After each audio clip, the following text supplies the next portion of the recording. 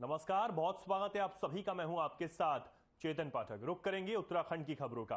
काशीपुर में लगभग पिछले 5 सालों से बाजपुर रोड और रामनगर रोड पर आरओबी निर्माण का कार्य चल रहा है। इस आरओबी निर्माण की धीमी गति से चलने पर विभिन्न संगठनों ने धरना प्रदर्शन कर स्थानीय नेताओं को जगाने का काम किया है और आरओबी ठेकेदारों से भी शीघ्र ही निर्माण करने की अपील की है।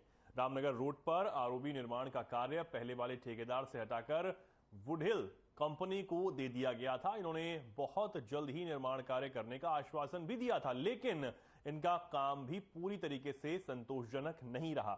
इस आरओबी निर्माण कार्य से काशीपुर की यातायात व्यवस्था पूरी तरीके से चरमरा गई है।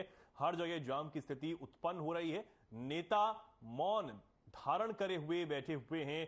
ठेकेदार अपनी मनमानी करते चले आ रहे हैं, लेकिन आरओबी निर्माण जस का तस है।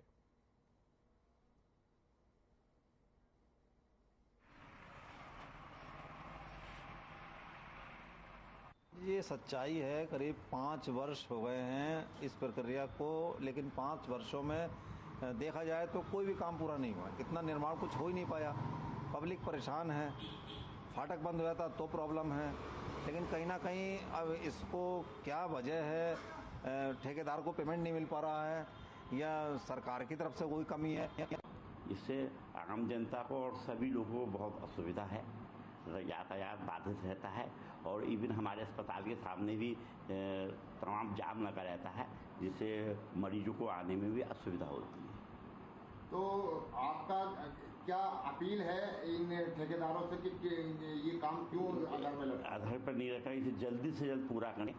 सर, पहली चीज़ तो सबसे बड़ी है कि इस तरह के निर्माण में इतना डिले कभी नहीं होना चाहिए, क्योंकि शहर के अंदर है, ट्रैफिक चारों तरफ से आता है, शहर का बाहर का आता है और Kashipur is a main city, जहाँ से कॉर्बेट के लिए जाने का ट्रैफिक दिल्ली का ऑल ओवर इंडिया बहुत ज़्यादा है, उसको बहुत परेशानी होती है।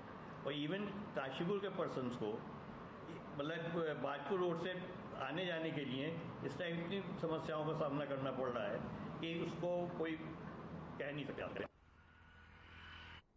आगे बढ़ेंगे। नैनीताल लोकसभा सीट से सांसद और केंद्र में रक्षा राज्य मंत्री अजय भट्ट ने कहा कि कार्यक्रम की रूपरेखा तैयार हो गई है और अगले 30 दिनों तक प्रधानमंत्री नरेंद्र मोदी की ओर से किए गए 9 साल के ऐतिहासिक कामों को जन जन तक पहुंचाने के लिए महा जनसंपर्क अभियान शुरू किया जाएगा। कार्य समिति हमारी रूटीन में होती है। हम एक संगठन में पारंगत हैं। जो लोकतंत्र के लिए संगठन की आवश्यकता होती है वो अगर कहीं है तो भारतीय जनता पार्टी के पास ही है। इसीलिए हम विश्व की नंबर 1 की पार्टी बने हैं। बूथ गांव हमारे पास पन्ना प्रमुख तक हमारे पास है। आपने देख लिया है कि पन्ना प्रमुख के बल पर हम लोगों ने गुजरात में ऐतिहासिक जीत दर्ज करी है। केंद्र में बीजेपी की मोदी सरकार अपने 10वें वर्ष में प्रवेश करने जा रही है। इसे लेकर बीजेपी उत्तराखंड ने प्रदेश कार्य समिति की बैठक आयोजित की है। इस बैठक में कई महत्वपूर्ण निर्णय लिए गए। पार्टी ने एक राज्य स्तरीय जनसंपर्क अभियान चलाने का निर्णय भी लिया है, जिसके जरिए आम जनों तक केंद्र और राज्य सरकार की नीतियों को पहुंचाने का काम किया जाएगा। सरकार के 9 वर्ष पूरे हुए, 10वें वर्ष में हम लोग प्रवेश कर रहे हैं, तो अपनी केंद्र सरकार की उपलब्धियां, राज्य सरकार की उपलब्धियां, इसको दरवाजे तक, हर घर तक पहुंचाने की कार्य योजना इस बैठक में बनाई है। जो महासंपर्क अभियान के रूप में हमने कार्यक्रम, महासंपर्क की जब बात आती है तो आशा बहनें, आंगनबाड़ी बहनें, अनेकों लाभार्थी लोग हैं, अनेकों विभिन्न क्षेत्रों में विशिष्ट स्थान प्राप्त करने वाले लोग हैं। इन सब लोगों से हमारा व्यक्तिगत संपर्क होगा, उनसे बातचीत होगी और मोदी जी को उनका आशीर्वाद मिले, उनके परिवार के माध्यम से, हम मिस कॉल के माध्यम से एक पूरा संदेश देश को देंगे। हमने तय किया कि उत्तराखंड का कोई परिवार ऐसा न बचे जहां तक हम लोग हमारे सारे कार्यकाल करते हैं। आरबीआई की ओर से 2000 रुपए के नोटों के सर्कुलेशन के चलन पर रोक लगा दी गई है। इसके लिए बाकायदा 23 मई से 30 सितंबर तक लोगों को अपने 2000 के नोटों को बदलने का समय दिया गया है। आदेश में साफ कहा गया है कि एक व्यक्ति एक समय में 20,000 तक ही बैंक से नोट बदल सकता है। इस पर कांग्रेस के प्रदेश अध्यक्ष करण महारा ने प्रतिक्रिया जाहिर करते हुए कहा कि पहले जिस प्रकार मोदी जी ने नोटबंदी की थी उससे लोग आज भी उभर नहीं पाए हैं। कई लोगों ने आत्महत्या तक कर ली और कुछ लोग बेरोजगारी की कगार पर आ गए। उन्होंने कहा कि 2000 के नोट पर जो आदेश जारी किया गया है उससे आम जनता काफी त्रस्त है। उन्होंने आरोप लगाया है कि सरकार 2000 की राशि को ही बदलने की बात कर रही है।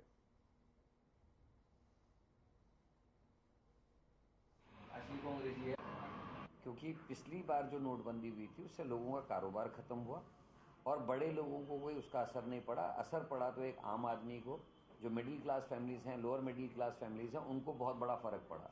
और जो गांव की महिलाएं, हमारी जो पर्वतीय क्षेत्र की जो महिलाएं हैं, वो 4 महीने में 5 महीने में एक बार मार्केट आती हैं और उनके पास उनके बच्चे जो पैसा भेजते हैं वो उसको जमा करने की टेंडेंसी है, अपने बक्से में रखते हैं। बहुत सारे लोगों को मैंने रोते बिलखते देखे कि उनके नोट ना तो, क्योंकि वो तब पहुंचे नीचे मार्केट में जब तक नोट चेंज करने का टाइम चले गया था, तो महिलाओं को रोते हुए बिलखते हुए देखा।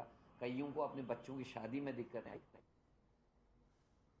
अब खबर देहरादून से है, जहां उत्तराखंड के पूर्व मुख्यमंत्री और वर्तमान लोकसभा सांसद डॉक्टर रमेश पोखरियाल निशंक ने प्रदेश कार्य समिति बैठक को लेकर कहा कि सरकार का 9 वर्ष का समय रहा वह देश और दुनिया के लिए एक मिसाल है। इस ऐतिहासिक समय को जनता के साथ उत्सव के रूप में मनाने का संकल्प भारतीय जनता पार्टी ने लिया है और इसलिए उत्तराखंड के चप्पे चप्पे पर भारतीय जनता पार्टी अपना वर्चस्व मजबूत कर रही है। इसमें हमारे विधायक, मंत्री, इसमें वर्चुअली माध्यम से प्रधानमंत्री नरेंद्र मोदी भी मार्गदर्शन देंगे।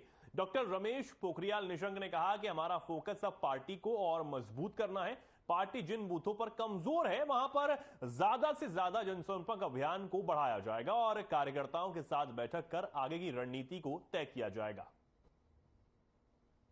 सरकार के 9 वर्ष के जो ऐतिहासिक समय जो पूरे देश और दुनिया में चर्चित रहा है, उस ऐतिहासिक समय को जनता के साथ उत्सव के रूप में कैसे मनाया जा सकता है। और इसीलिए पूरी उत्तराखंड के चप्पे चप्पे में सघन अभियान होगा, जिसमें हमारे मंत्रीगण, जिसमें हमारे विधायकगण, जिसमें सभी प्रदेश पदाधिकारीगण, केंद्रीय मंत्रीगण भी आएंगे।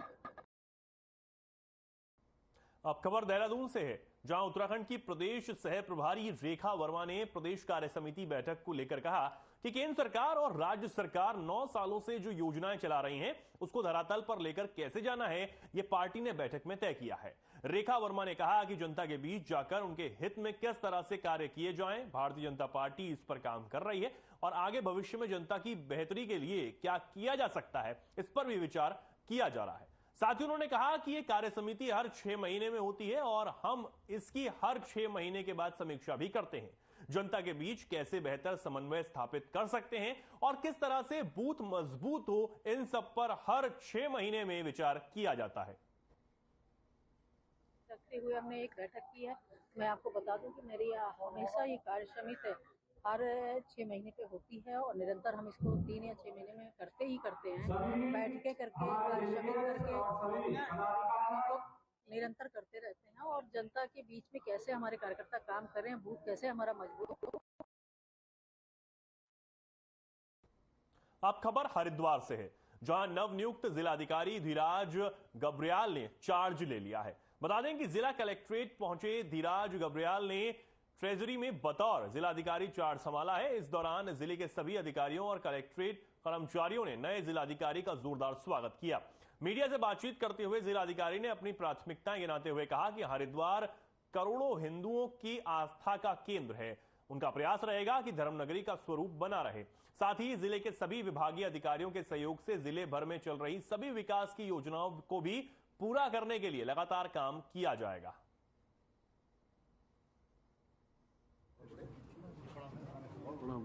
2 स्क्वायर किलोमीटर का एरिया है हमारा हर की पौड़ी का।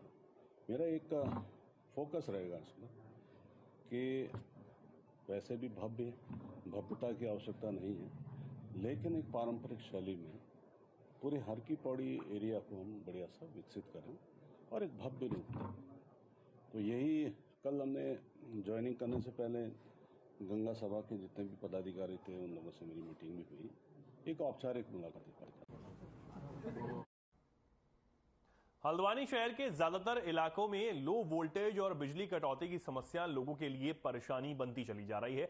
लिहाजा आक्रोशित लोगों ने विद्युत विभाग के अधिशासी अभियंता कार्यालय के बाहर जोरदार विरोध प्रदर्शन किया है और शहर में लो वोल्टेज और अघोषित विद्युत कटौती से निजात दिलाने की मांग की गई है। वहीं बिजली विभाग के अधिशासी अभियंता विनोद कुमार पांडे ने कहा कि जिन इलाकों में फॉल्ट आया है जल्द ही उनको दुरुस्त कर दिया जाएगा। साथ ही विद्युत विभाग द्वारा प्रयास किया जाता है कि कम से कम बिजली कटौती हो।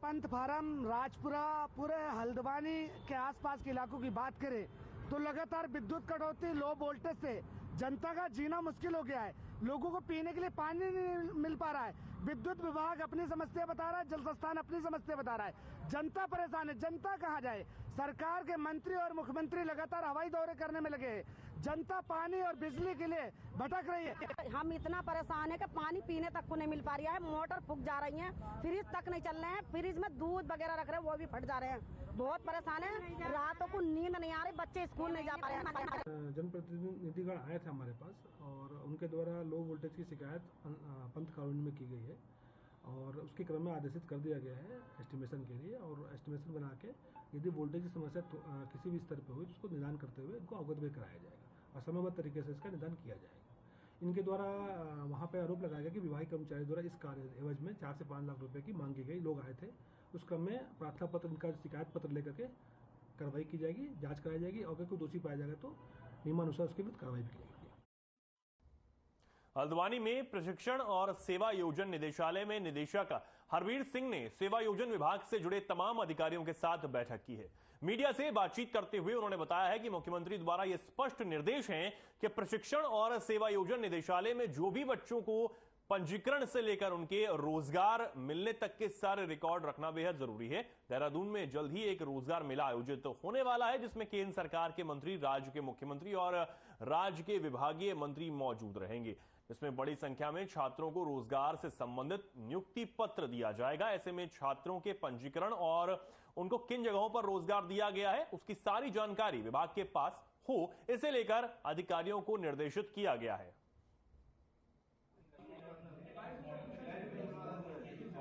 जी द्वारा निर्देश दिए गए थे कि जो हमारे सेवा योजन विभाग है उसके द्वारा जो आगे बच्चों का पंजीकरण है या उनको नौकरियां दी जानी है उसका विधिवत रिकॉर्ड रखा जाए। बच्चे को नौकरी मिली, कहाँ मिली, अब वो नौकरी कर रहा है या नहीं कर रहा है। और आगामी कुछ दिनों में ही भारत सरकार के जो है हमारे केंद्रीय मंत्री हैं और माननीय मुख्यमंत्री जी और हमारे जो विभागीय मंत्री हैं वो एक रोजगार मेला करने जा रहे हैं देहरादून में। उसके क्रम में देहरादून में मुख्यमंत्री पुष्कर सिंह धामी, वन और जलवायु परिवर्तन मंत्री भूपेंद्र यादव और प्रदेश के वन मंत्री सुबोध उनियाल ने मोतीचूर रेंज में राजाजी नेशनल पार्क का भ्रमण किया। इस अवसर पर कॉर्बेट टाइगर रिजर्व के वन क्षेत्र से लाई गई एक बाघिन को राजाजी टाइगर रिजर्व के मोतीचूर वन क्षेत्र में बाड़े से छोड़ा गया। मुख्यमंत्री पुष्कर सिंह धामी ने कहा कि राजाजी नेशनल पार्क का यह क्षेत्र पर्यटन हब बने और लोग यहां के प्राकृतिक सौंदर्य को देखने आए, इस दिशा में प्रयास किए जा रहे हैं। इकोलॉजी और इकोनॉमी में संतुलन बनाए रखने और पर्यावरण के संरक्षण और संवर्धन की दिशा में निरंतर काम किया जा रहा है।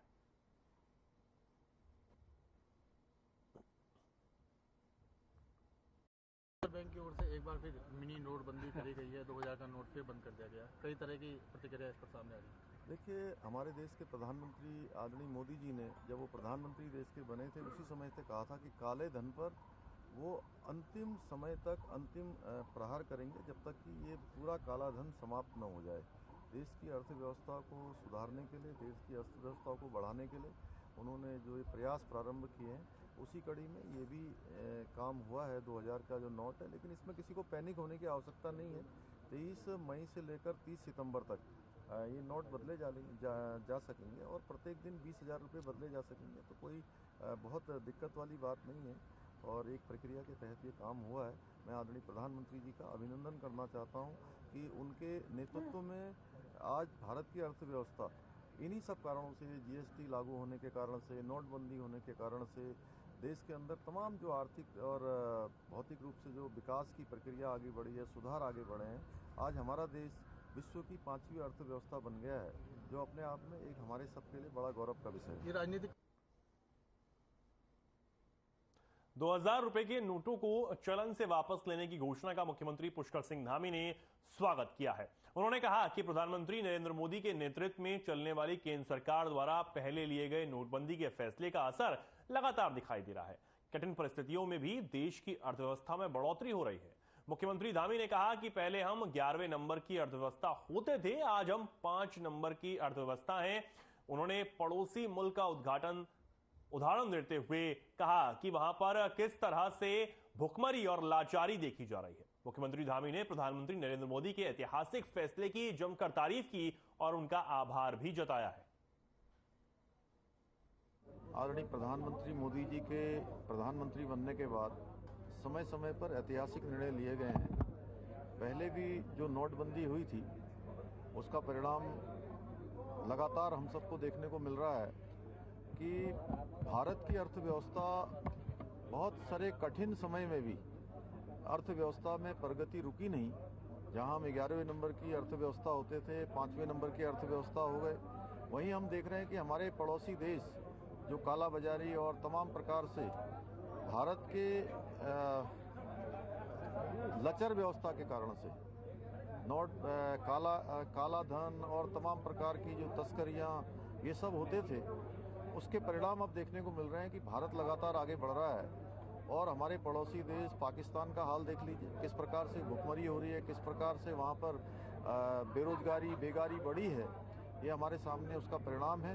मैं आदरणीय प्रधानमंत्री जी का धन्यवाद करना चाहता हूँ कि उन्होंने पहले नोटबंदी करी और अभी आरबीआई ने जो निर्णय लिया है, ये निश्चित रूप से कहीं ना कहीं उनका एक कथन कि इस जो काले धन का जो व्यापार है, काले धन का जो काम है, उसको पूरी तरह से जड़ से समाप्त करूंगा, उन्होंने कहा था, वो इस दिशा में आगे बढ़ रहा है। प्रदेश में पर्यटन गतिविधियों को बढ़ावा देकर रोजगार और स्वरोजगार के संसाधन बढ़ाए जाएं। पर्यटन विभाग द्वारा संचालित योजनाओं का लोग कितना लाभ ले पा रहे हैं, इसका पूरा आकलन किया जाए। जिन योजनाओं में आम जन का रुझान बढ़ा है, इसमें यदि टॉप अप लोन और सब्सिडी की धनराशि बढ़ाने की आवश्यकता प्रतीत हो रही है, तो इसका भी प्रस्ताव तैयार किया जाए। ये निर्देश मुख्यमंत्री पुष्कर सिंह धामी ने सचिवालय में सशक्त उत्तराखंड एट 25 के लक्ष्यों को प्राप्त करने के लिए पर्यटन विभाग द्वारा तैयार किए गए अल्प, मध्य और दीर्घकालिक रोड मैप की समीक्षा के दौरान दिए। पर्यटन मंत्री सतपाल महाराज ने कहा कि राज्य में ट्रैकिंग, पैराग्लाइडिंग, राफ्टिंग के क्षेत्र में अनेक संभावनाएं हैं। इस दिशा में तेजी से काम भी हो रहे हैं। साथ ही उन्होंने कहा कि धार्मिक और पर्यटक स्थलों पर स्थानीय उत्पादों को बढ़ावा दिया जा रहा है। राज्य में धार्मिक पर्यटन के साथ साथ आध्यात्मिक और साहसिक पर्यटक को भी तेजी से बढ़ावा दिया जा रहा है। वन डिस्ट्रिक्ट वन डेस्टिनेशन के क्षेत्र में तेजी से काम किए जा रहे हैं।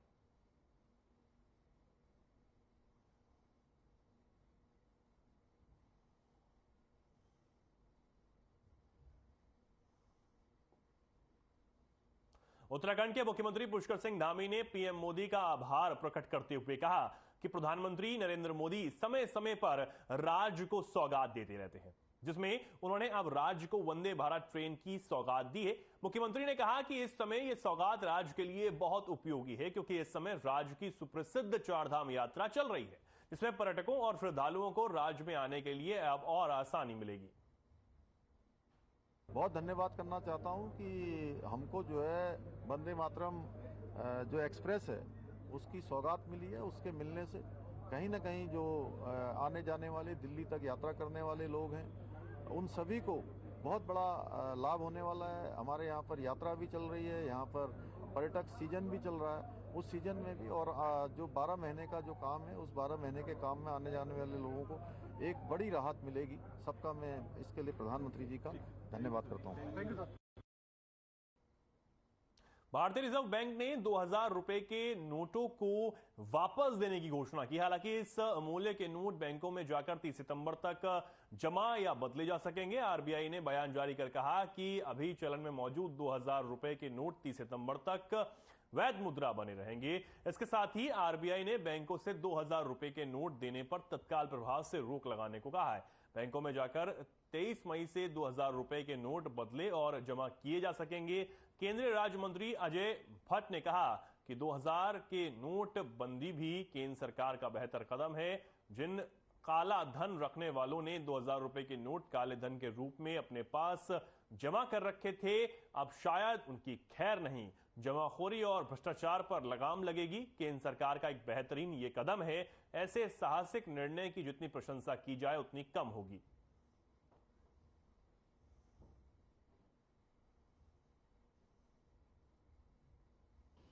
बहुत कुछ लगी है पहले भी, और चिल्लाने वाले आज भी चिल्ला ही रहे हैं। कई लोगों के नोट सड़ गए, कई लोगों के नोट जमीन दोज हो गए, कई लोगों ने उस समय नदियों में बहा दिए। वो रिकॉर्डेड नहीं थे, कहीं रिकॉर्ड नहीं था उसका, तो कोई ऐसी बात तो हुई नहीं। लोगों ने सराहा। उसके बाद आपने देखा कि लोग कहते थे कि अगले इलेक्शन का नतीजा बड़ा ख़राब जाएगा। जो 2014 में हमारी सीटें आई, उससे काफ़ी बढ़ के हमारी 2019 में आई। और मैं आपको विश्वास के साथ कह सकता हूं कि 2024 में भारी बहुमत से मोदी जी देश के पुनः प्रधानमंत्री बनने जा रहे हैं। लक्ष्मण झूला थाना क्षेत्र में 24 मई को होने वाली G20 के कार्यक्रम को लेकर पुलिस ने सुरक्षा की दृष्टि से पूरे क्षेत्र को 5 जोन और 12 सेक्टरों में विभाजित कर दिया है। जोन और सेक्टर की जिम्मेदारी 5 एसपी और 8 सीओ को सौंप दी गई है। वहीं एसएसपी श्वेता चौबे ने G20 के कार्यक्रमों को लेकर सुरक्षा व्यवस्था जांचने के लिए लक्ष्मण झूला थाना क्षेत्र का भ्रमण किया। उन्होंने कार्यक्रम स्थल का गहनता से निरीक्षण किया। अधीनस्थ अधिकारियों ने सुरक्षा व्यवस्था को लेकर फीडबैक भी लिया।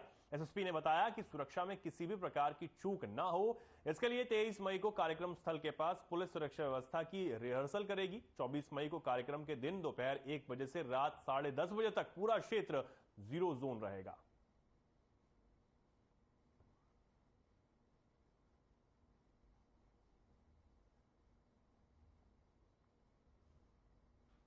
उत्तराखंड बीजेपी की प्रदेश कार्य समिति की बैठक आज से देहरादून में शुरू हो गई है, जिसमें 2 दिवसीय इन बैठकों में बीजेपी नेता आगामी चुनाव को लेकर अपनी रणनीति पर मंथन कर रहे हैं। मामले पर मुख्यमंत्री पुष्कर सिंह धामी ने कहा कि बैठकों के माध्यम से बीजेपी अपने संगठन के कार्यक्रम और चुनावी रणनीति तय कर रही है ताकि चुनाव में उसका लाभ मिल सके। वहीं मामले पर जानकारी देते हुए प्रदेश अध्यक्ष महेंद्र भट्ट ने कहा कि प्रदेश पदाधिकारियों की बैठक में आगामी लोकसभा चुनावों को मद्देनजर रखते हुए कार्यक्रम तय किए गए हैं, जिसमें लोकसभा सांसदों को ध्यान में रखते हुए योजनाओं और कार्यक्रम बनाए हुए हैं ताकि आम जनता तक बीजेपी की पकड़ मजबूत हो सके और बीजेपी को चुनाव में उन्हीं का लाभ मिल पाए। भारतीय जनता पार्टी की केंद्र की सरकार माननीय प्रधानमंत्री मोदी जी के नेतृत्व में चलने वाली सरकार ने 9 सालों का कालखंड पूरा किया है और इस 9 साल के कालखंड में अभूतपूर्व निर्णय लिए गए हैं। ऐसे निर्णय लिए गए हैं जो आम जनता को, सामान्य जनता को, गरीबों को, पिछड़ों को और जो समाज के अंतिम छोर में लोग रहते थे, उन सबको जिन योजनाओं की आवश्यकता थी, जिन नीतियों की आवश्यकता थी, जिन कार्यक्रमों की आवश्यकता थी, वो सारे कार्यक्रम इन 9 सालों में देश की जनता को आदरणीय प्रधानमंत्री मोदी जी के कालखंड में समर्पित किया गया है। तो उन सब की दृष्टि से हमारी पदाधिकारी बैठक थी और लक्ष्य एक ही रखा कि उत्तराखंड के अंदर 51% वोट, चाहे वो नगर पालिका चुनाव हो, चाहे हमारे लोकसभा के चुनाव हो, चाहे बागेश्वर का उपचुनाव हो, भारतीय जनता पार्टी 51% वोट मत कैसे प्राप्त कर सकती है, उस दृष्टिकोण के कार्यक्रम की रचना हमने की है। इसमें हमने मुख्य रूप से अपने सांसदों पर केंद्रित कार्यक्रम का स्वरूप दिया है, क्योंकि अब सांसद लोकसभा का चुनाव है, इसलिए सांसदों का प्रत्येक विधानसभा में जाना हो, इस दृष्टिकोण से कार्यक्रम किया। 24 तारीख को हमारी जिले की बैठकें हैं जहां प्रदेश के पदाधिकारी बैठकों में जाएंगे। हल्द्वानी में एसएसपी पंकज भट्ट ने सेक्स रैकेट के मामले का खुलासा किया है। हल्द्वानी कोतवाली में खुलासा करते हुए एसएसपी पंकज भट्ट ने बताया है कि इस मामले में पुलिस ने 3 महिला और 3 पुरुष को गिरफ्तार किया है। सभी अभियुक्तों को हल्द्वानी से गिरफ्तार किया गया है। पकड़ी गई मुख्य अभियुक्त तानिया है, जो लड़कियों को जिस फिरोशी के धंधे में धकेलती थी।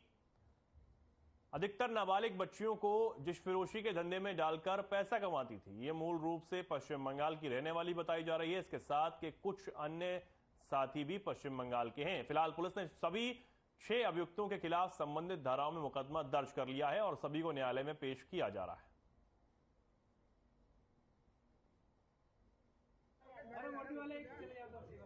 इसमें 14 तारीख को वेस्ट बंगाल से एक सूचना प्राप्त हुई कि एक नाबालिग जो बच्ची है उसको एक व्यक्ति रेलवे स्टेशन की ओर लेके जा रहा है। इस सूचना पे एंटी ह्यूमन ट्रैफिकिंग द्वारा काम किया गया। उस बच्ची को रेस्क्यू किया गया। ये जो व्यक्ति था वो फरार हो गया। इसके बाद जो उसका हाउस था उसमें जाकर के पुलिस द्वारा जो तलाश करने की कोशिश की गई तो उसमें इनके द्वारा कांस्टेबल से मारपीट की गई। इसमें मुकदमा कायम करके 3 लोगों की पुलिस द्वारा अरेस्टिंग की गई। इस पर लगातार पुलिस काम कर रही थी। इसमें तानिया का नाम सामने आया था कि ये नेटवर्क ऑपरेट करती है और इसके द्वारा यहाँ पे लगातार ऐसी गतिविधियाँ की जा रही हैं।